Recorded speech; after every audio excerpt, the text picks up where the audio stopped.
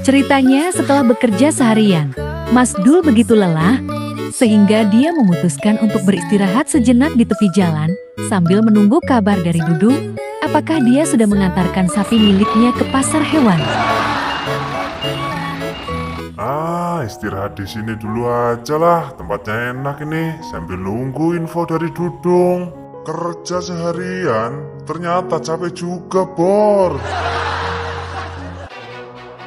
Dan di sisi lain, truk bermuatan sapi milik Mas Dul ternyata dibawa oleh petugas untuk dibawa ke pos Satlantas karena supirnya sudah melanggar aturan lalu lintas yang ada di kota Karangkadempel.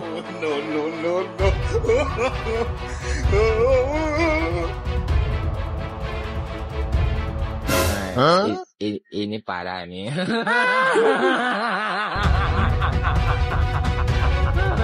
Tenang. Iya. Waduh, tak beres ini. Kok bisa trukku dibawa sama petugas? Wah, Dudung pasti bikin masalah lagi nih. Tak pakai lama, Mas Dul pun langsung bergegas mengejar truk miliknya yang dibawa oleh para petugas. Karena dia penasaran apa yang sebenarnya terjadi dan mengapa truk miliknya dibawa oleh mereka. Dan disinilah kejar mengejar antara Mas Dul dan para petugas pun terjadi dan ini sangat membahayakan keselamatan diri mereka. Akan tetapi Mas Dul tak memperdulikannya. Dan Mas Dul pun terus berusaha untuk mengejar truk miliknya. Akan tetapi Mas Dul selalu tak dikasih kesempatan oleh para petugas untuk mendahului mereka. Setelah lelah untuk mengejarnya lagi, akhirnya Mas Dul pun memberanikan diri untuk menabrakkan truknya kepada para petugas.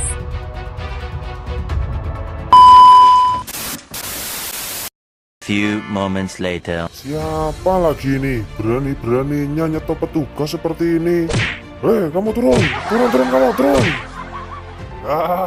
Selamat siang, Komandan. Alah, ternyata kamu, Dul. Ada apa kamu nyetop seperti itu? Bahaya tahu. Maaf, Komandan, aku ndak tahu kalau sampean yang bawa. Soalnya ini truk punyaku, dibawa sama Dudung, suruh nganter sapi ke pasar. Kok bisa-bisanya malah dibawa sampean, Komandan? Oh, ternyata truk ini milikmu, Dul. Kamu yang kurang ajar. Anak masih kecil, belum punya SIM, disuruh nyetir bawa truk sebesar ini.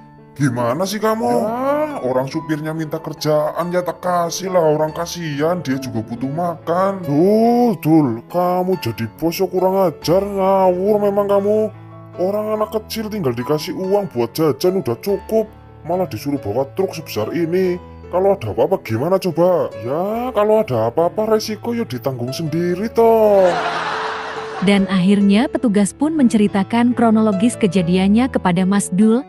Dan setelah mereka berunding, akhirnya truk milik Mas Dul pun diserahkan kembali kepada Mas Dul oleh petugas. Dan setelah rundingan dengan para petugas selesai, Mas Dul pun langsung membawa truk miliknya pulang ke garasi. Duluan, bos. Ya, hati-hati, Dul.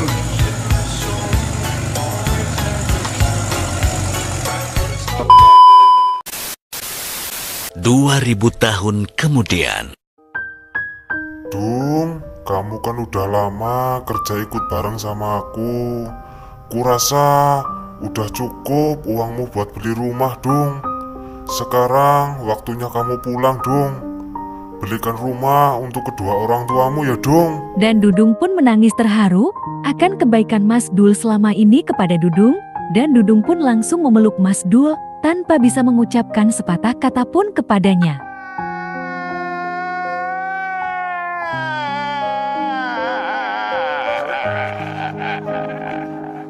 Udah, Dung, tak usahlah kau nangis. Aku ikhlas selama ini membantu kamu, Dung. Sekarang waktunya kamu pulang. Pulang sekarang, Dung. Temui bapakmu, Dung. Terima kasih banyak, Mas Dul. Assalamualaikum. Dengan perasaan sedih, gembira, campur aduk tak karuan, Dudung pun meninggalkan Mas Dul untuk mewujudkan mimpinya selama ini. Setelah membeli rumah, Dudung pun langsung bergegas membawa rumah tersebut menggunakan truk towing menuju ke kampung Karangkadempel, tempat di mana dia dilahirkan.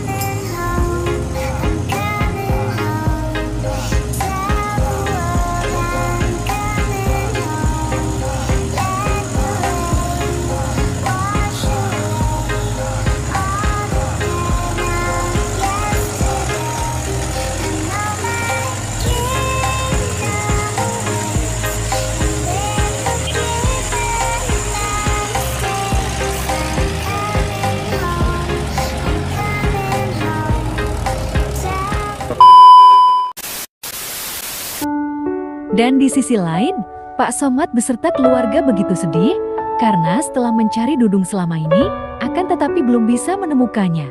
Wo, udah lama banget kok Dudung nggak pulang-pulang ya, Wo. Harus kemana lagi aku nyari Dudung, Wo? Yang sabar, Pak Somad.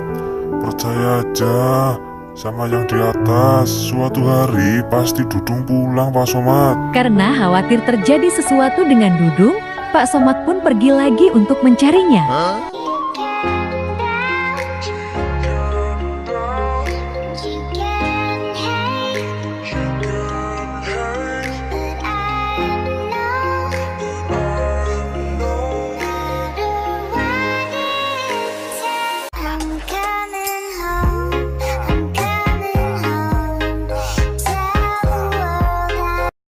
Few moments later. Bang Jarwo, aku pulang.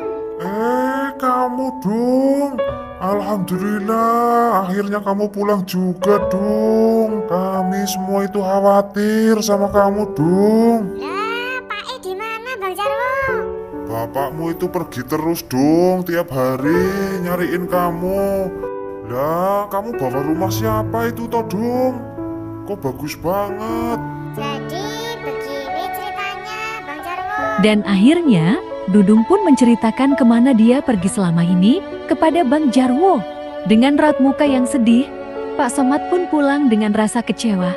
Karena sampai saat ini, dia belum menemukan Dudung.